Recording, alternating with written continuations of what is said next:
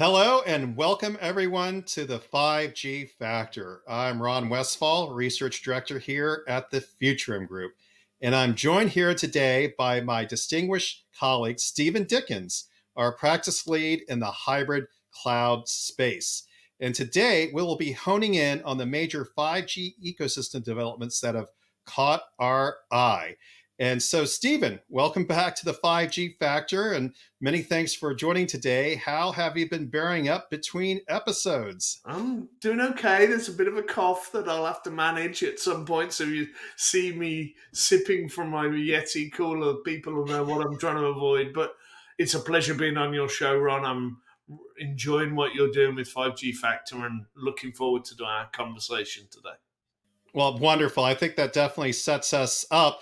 And speaking of Yeti and product placement, how about product placement in terms of our new merch here? So just You're showing me showcasing up. the You're fashion. showing me up. I didn't wear mine today. I come on the call and you're showing me up, Ron. No, you look fabulous as always, my friend. Thanks for the compliments, but believe me, there was no effort here to do any showing up of anybody. It was just, arrived today. And so thumbs up. And hopefully, yes, here we are in midwinter, speedy recovery with that cough. And let's dive right in. Really Busy today's week. show. Busy week this week. Amen. Exactly. And we already collaborated on really what this episode is going to be focusing on. That is the HPE acquisition of Juniper for $14 billion, and plenty of things to drill down into. And before we do that, let's basically, table set, the key details of the acquisition.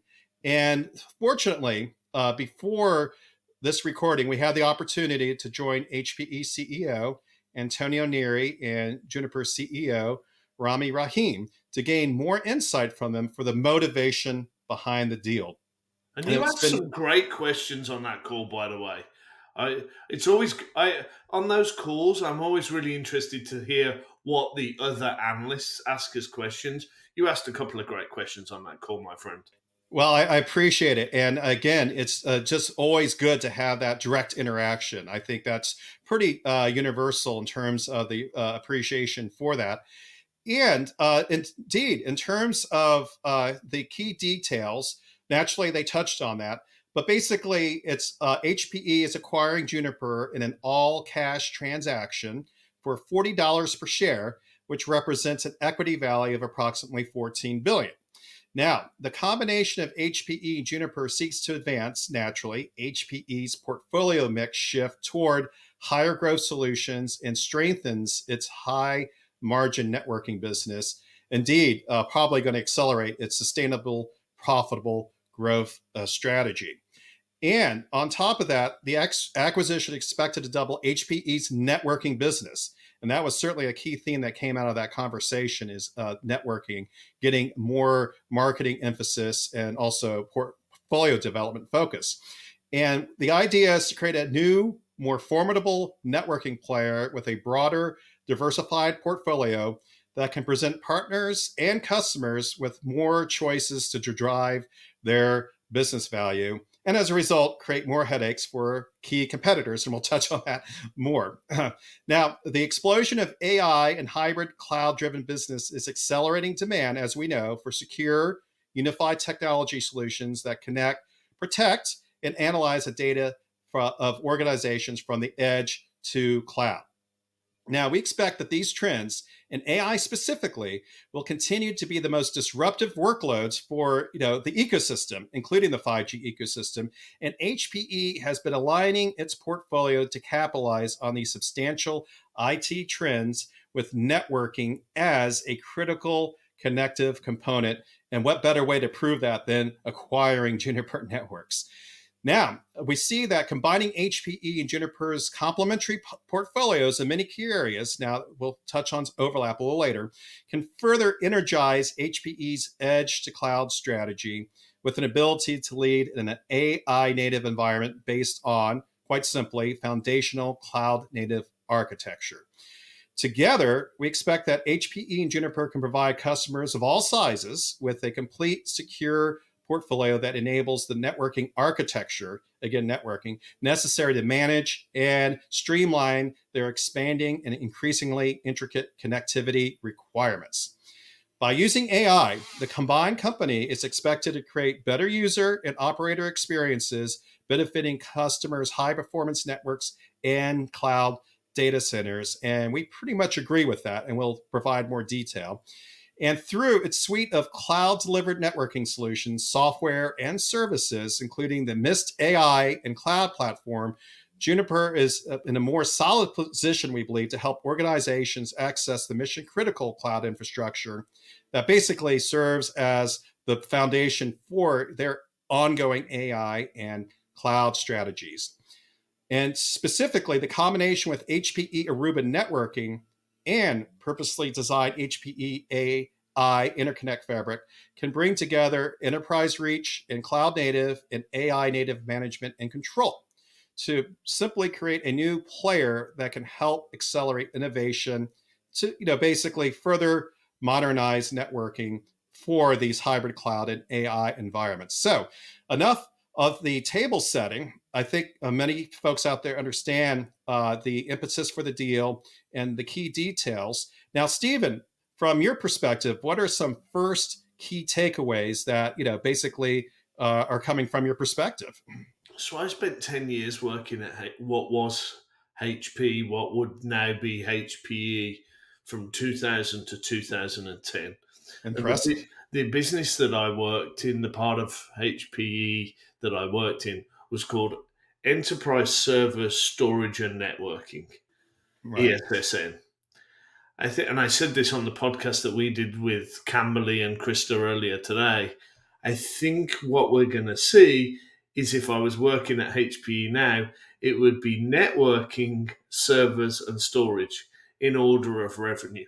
And so I think, long-winded way to say, but I think this fundamentally changes the nature of how we think about HPE. I've always Right. thought about HP as a storage and compute and storage company that did networking. I think where it will be post acquisition is a networking company that does compute and storage. Now, that's not a bad thing, and I think it's a Mhm. positive thing. I think it just is. It just is indicative of how the company's going to change. I agree. And in fact, yeah, it's about, the unfolding identity. GreenLake certainly was something that people, when they thought of HPE, it's the GreenLake, hybrid cloud proposition and all the capabilities that fall under that umbrella. And yes, the acquisition of Juniper will further strengthen the GreenLake proposition, but also basically, again, shift the identity of HPE to a more networking centered organization. Yeah, I mean, And the thing for me, if you look at Antonio Neri's time, and I got a chance to have breakfast with Antonio after their securities analyst briefing back in November. If you look at his time as tenure of the CEO, it's been a fantastic ride for HPE. He's done a great job. But I think if you were to look and right. sort of look at what he's done best, and we talked about this in our research note, it's grow the Aruba business. When they Yeah. acquired it, it wasn't Right. that big a business. You look at it now, I think you wrote this section of the report. What is it, a sevenfold increase? Yes. Yes, So, indeed. I mean, a sevenfold increase on a business in a competitive market where you weren't the market leader, that's impressive by any stretch. So I think Yes.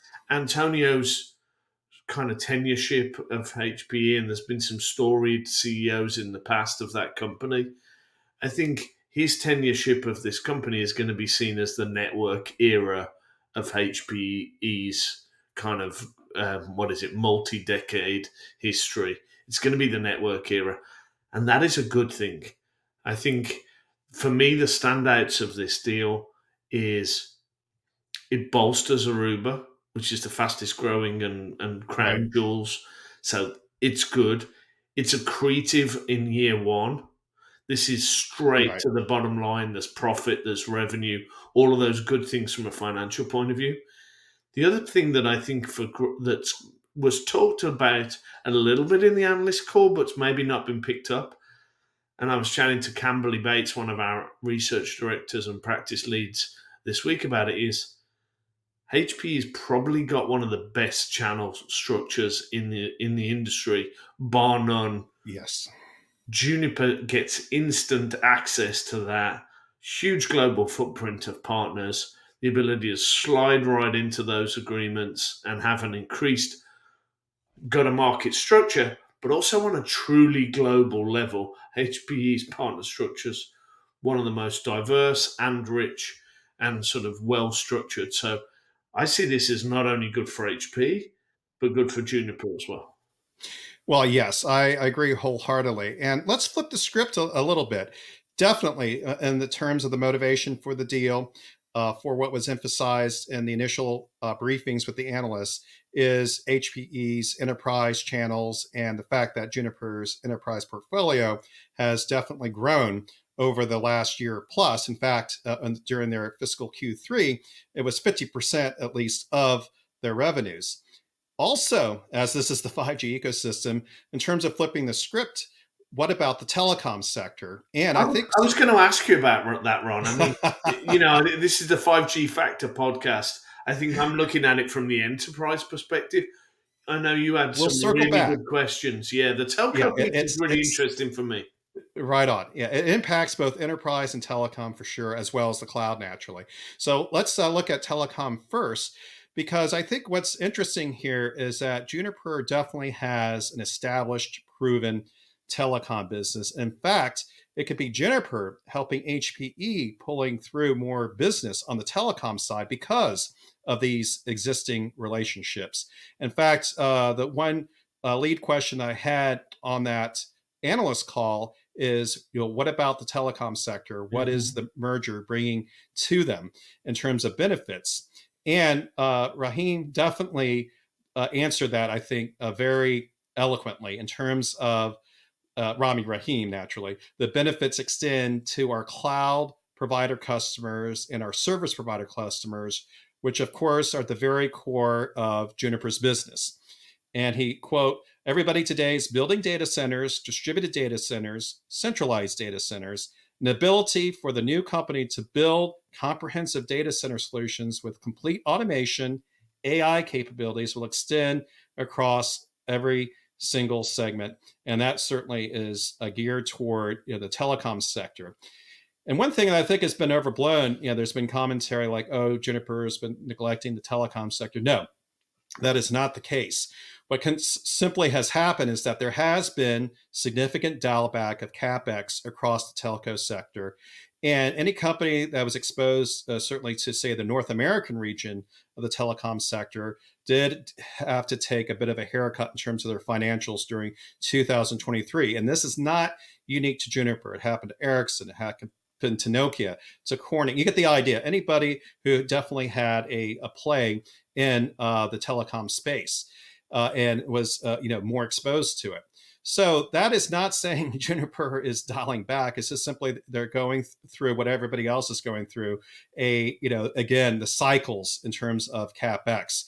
Now, as we know, there are going to be peaks and there are going to be troughs. And quite simply, the telecom sector is going through a trough in terms of aggregate capex spending. But that doesn't mean Juniper is taking its eye off that ball at all. And where I think specifically there are benefits. Yes, Stephen. So maybe speaking for the listener here a little bit, Ron.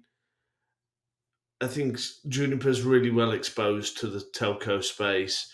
Maybe HP with Aruba a little less so. How do you see this framing? The big sort of question is Cisco. I think Cisco would be seen as the market leader in this space. Maybe Juniper's, lower down from a market share and sort of prestige in this space. Where do you see that playing out? Let's wind forward. This is probably a 9-month regulatory approval. It's probably a 9-month until the deal closes. Then maybe we give them 6 months to get their act together and get it fully integrated and the product roadmaps to come together. So if we wind forward maybe 15 months from today, where do you see the competitive landscape with regard to Cisco? I'm really genuine. That was a big thing for coming on the show for me today. I wanted to get your perspective. Well, yes, and let's snapshot that right now. I think it's an important question, and that is, what are the competitive implications for key players out there now in the data center networking space, i.e., when you're looking at switching routing. Quite simply, Cisco has been fighting market share loss over the last several quarters plus. That is, Juniper and Arista Networks have made inroads there. So I think the combination with HPE can actually further boost Juniper in this particular segment. Now we're looking at 5G overall. Yes, I think the combination with HPE can help Juniper's telecom fortunes. And the fact is, when you're looking at the overall 5G space, I think there is simply new opportunities that will give the new HPE Juniper opportunities that aren't going to be unique to Cisco or, say, players like Dell and Lenovo. That is looking at ORAN specifically. So that hopefully answers the Cisco specific question. We'll go back to it when we talk about the enterprise implications, which I think are more significant than, say, the telecom specific implications. But here, right away, I think if you look at specifically Open RAN, from my view, Juniper's Open RAN solution provides the intelligent and interoperable, programmable mobile network architecture that service providers are increasingly adopting. And this, again, I think is one area where they can make competitive inroads and that Cisco doesn't have a dominating market position in at all at this juncture. And specifically, Juniper's RAN intelligent controller, also known as RIC, brings that intelligence and programmability to the RAN by enabling third-party applications. This is going to be important that improve service experience, reduce costs, and deliver new business models. So I think HPE can help again through the channels to support, the third-party applications, more influence with the developers and so forth to help drive more Open RAN innovation, let alone overall Open 5G innovation. And it's also important to know that Juniper solution is naturally fully compliant with ORAN specifications and interfaces that enable multi-vendor integration. And that's ultimately what the major operators are looking for in terms of having more flexibility. They want to get away from the proprietary silo-bound RAN architectures of yesteryear and are migrating more toward, again, that Open RAN approach. And I think there's proof in the pudding. Again, that number 14 billion arises in that we saw AT&T and Ericsson commit to a 5-year, $14 billion deal to move Open RAN forward. And those types of scenarios, I think both HPE and Juniper can play a more key role in. Also, I think that the fact that HP offers RAN automation software can definitely enhance the new combined portfolio. So HPE and Juniper in this case are actually complementing each other, as they noted for what is a key motivation for this deal. Plus, HPE created the ProLiant DL110 Gen 10 plus telco server, a little tongue twister there. Easy for you to say, Ron. Well, now I can, that I've practiced it, which, as we know, is a vRAN optimized, carrier grade, NEBS compliant server that is designed specifically for these emerging edge computing scenarios. So it goes back to edge to cloud. And again, Open RAN and Open 5G environments definitely align with that. And what I think is also important are two more areas. One is Juniper's Cloud Metro portfolio. I see that Juniper's Cloud Metro multi-service architecture, as we know, consistently delivers the assured user experiences across distributed cloud services. And this is where HPE GreenLake comes in so neatly. So this is, I think, why this is like a cool idea that the companies are merging. And it was probably one of the key motivators for like, hey, let's get this deal done. And what it can do is enable network slicing, service aware capabilities, and again, cloud scale, cloud native capabilities that are, again, essential for meeting the user expectations out there, certainly on the business side, but also on the consumer side, while hopefully reducing some of the complexity in terms of the siloed metro operations out there that I already touched on. Plus, again, HPE GreenLake can provide a cloud metro lift in terms of enabling Juniper to not have to hop around so much in terms of partnerships at the edge, i.e., the Red Hats, the VMwares, and so forth. Basically, it's like, hey, GreenLake is our preferred partner for addressing these scenarios, and again, provides a more formidable competitive threat to Lenovo and also Dell in terms of taking advantage of these new cloud edge opportunities across 5G networks. Plus, I think one thing that's interesting is that Juniper actually brands its automation capabilities across the portfolio. I think that helps in terms of mind share. That is, Juniper Automation provides the service assurance that these players needs, i.e. the telecom operators, to gain quite simply a competitive edge in terms of how can we scale Open RAN, how can we scale these new edge capabilities and so forth. Obviously, when it comes to, say, the OSS BSS portion of the network, all of these processes quite simply have to be automated in order to be competitive in these scenarios. And finally, the security component.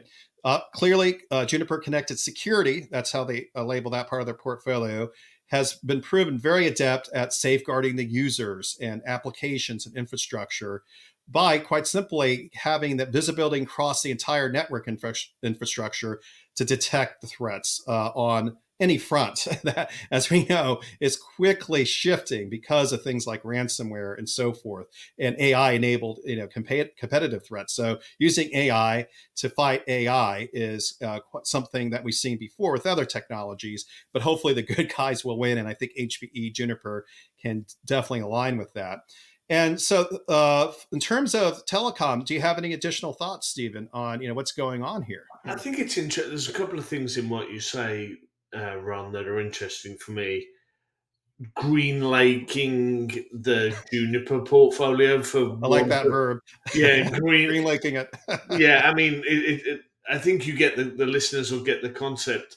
I think the way I look at Green Lake is they've probably been the first to market around that Yeah. as a infrastructure consumption as a service on prem. Probably Yes. the most mature model for that. There's TrueScale, there's Apex, there's other things coming down the track from other vendors. So I'm not saying they're unique, but they've probably been the first to market, and they've pivoted most of their business and are furthest ahead there. I think it's going to be interesting to see that for Juniper. Right. They're not saying they're going to do that yet, but I think it would be obvious for them to do that. So that's going to be interesting. And I think the other piece that you touched on, the big news and the big pole in the tent, was the AI story. I think it's going to be Yes. really interesting to see maybe how you get the impression that Juniper was further ahead there than where the Aruba guys were. So if that's a cross pollination back into Aruba, that's probably a net positive as well.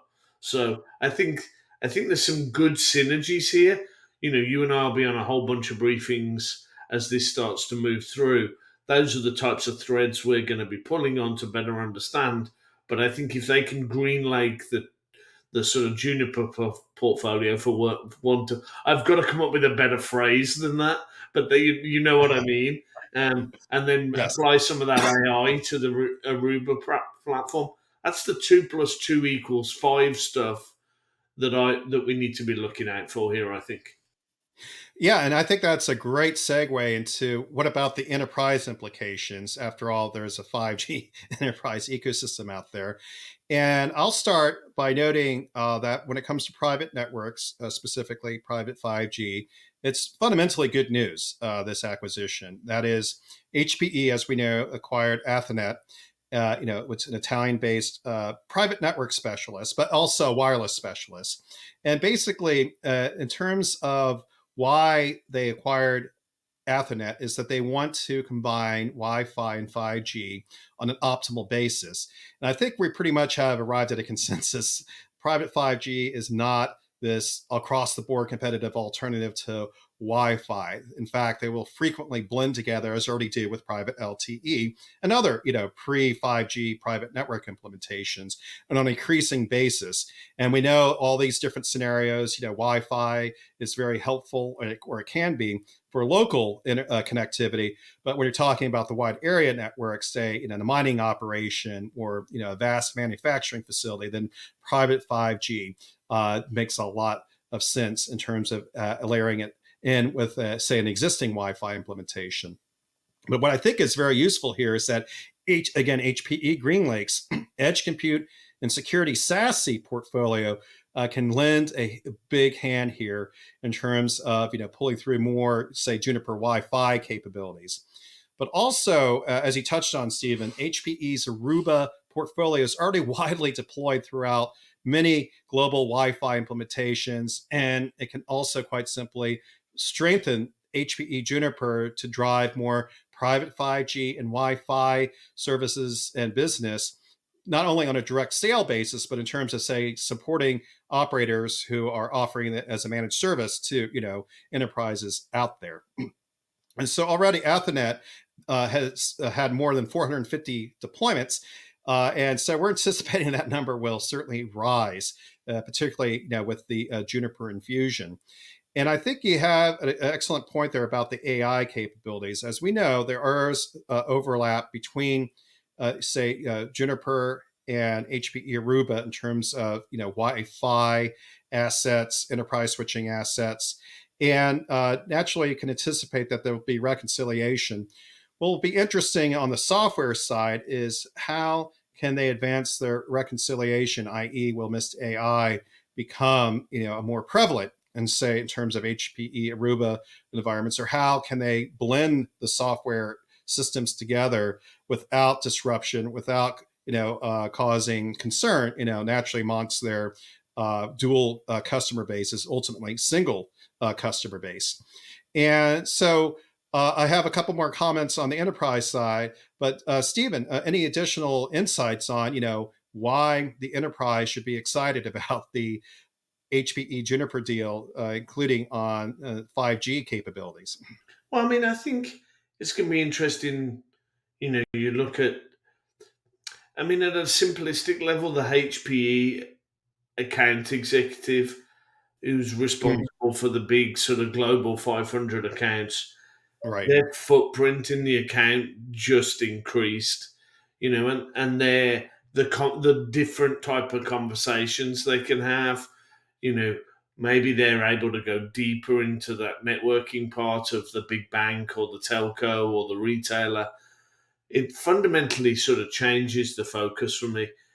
That takes a while to ripple through, and we'll see that maybe in year two. But the account teams kind of take this message in, they start to talk to different people. The Juniper relationships aren't always the same as the HPE relationships. They'll be chatting to different people. So this just builds a whole different go to market structure. You touched on it a little bit earlier. It's going to be interesting to see how this ripples through for some of the partners. The yes, people like Red definitely, Hat and VMware and all the other sort of technology partnerships. This probably makes them more important to the global system integrators. So just all of these things start to ripple through, and just HPE has grown by this $14 billion acquisition, and that just needs to reset in the accounts, in their partners, in their go to market, and ultimately that translates into their customers. So I think these big pivotal acquisitions, and we're seeing a bunch of these with people like Broadcom and VMware playing out now that that deal's closed. We've got Cisco and Splunk that's on the right. docket to close this year. All of them changed the landscape materially because you know Juniper will be no more as a standalone company, and all of that's now going to be under the HPE remit once this deal closes, arguably September, October next year. Sorry, Yes. this year now. We're into 2024. I got to recalibrate and start thinking that.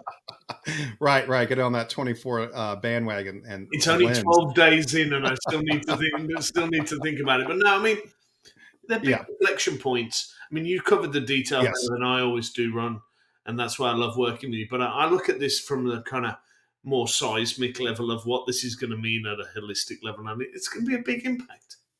Yes. And I think when it comes to valuable mind share, complementing your observation about account management, all that is important. is that Juniper's Mist AI proposition definitely, from my view, has credence within the overall 5G ecosystem, let alone other related market segments such as data center and so forth. And that I think will be a key differentiator when it comes to competing against some of the other players that don't necessarily have that pedigree in terms of mind share. Now, I think everybody's on the AI bandwagon when it comes to anybody who's targeting the IT space, the tech space, and so forth. However, there have been some key players that have been at it longer, and I think this is something that will help HPE Juniper as for example, reconcile existing portfolio lines, but also take advantage of new opportunities. And one specific example that I think is intriguing, and I agree with our distinguished colleagues over at Gestalt IT, Tom Hollingsworth and Stephen Foskett, that overall this deal is a positive, certainly from a tech perspective. But also, it's interesting that when it comes to 5G technology, this can impact, say, CBRS, that is unlicensed spectrum, and how enterprises use it. And as we know, Juniper has not formally enter that space, but we can anticipate that they will probably in 2024, again, with a lending hand from HPE. And why this is interesting is that going back to private 5G Wi-Fi coming together, I think we can also anticipate that the emergence of what can be labeled 5G hotspots, quite simply emulating Wi-Fi hotspots. The difference being is that it comes with the built-in capabilities of 5G. Again, if you're an enterprise and organization, you're looking for policy-based securing of your assets. For example, connected laptops from remote locations. A 5G hotspot can make a great deal of sense. And I think this is, again, one of those emerging opportunities like Open RAN, where HPE and Juniper can be ultimately decisive as this market segment becomes more mature and so forth. And again, it's open season. This is a market segment that is in its infancy, and so again, all the usual suspects will be targeting it. But I think HPE Juniper can have an upper hand here in the beginning stages of that specific segment. But you get the idea. It's not just that, but it's the overall, what can be called 5G enterprise space, and being a more formidable competitor again to Cisco in this particular area. Yeah, it's exciting times we live in, Ron. Exciting times we live in, for sure. Well, yes, and I think we definitely have set the foundation for our perspective on HPE Juniper deal. As people can see, we are pretty positive on it, and with good reason. And I think we touched on it. And we'll definitely be revisiting this deal. As we know, Mobile World Congress 24 is on the horizon, and I can pretty much bet that we'll be revisiting this deal in There will be more more detail. discussions to follow, Ron, I think. Right, right, Safe to right. say, right? Exactly. Yeah, I think we have definitely have a level set here. And again, Stephen, thank you so much for joining today. Always a pleasure. And again, to our listening audience, our viewing audience, we fully appreciate the support. Don't forget to bookmark 5G Factor, certainly Futurum group on your prioritization list of sites to know. And with that, again, everybody, have a good 5G day.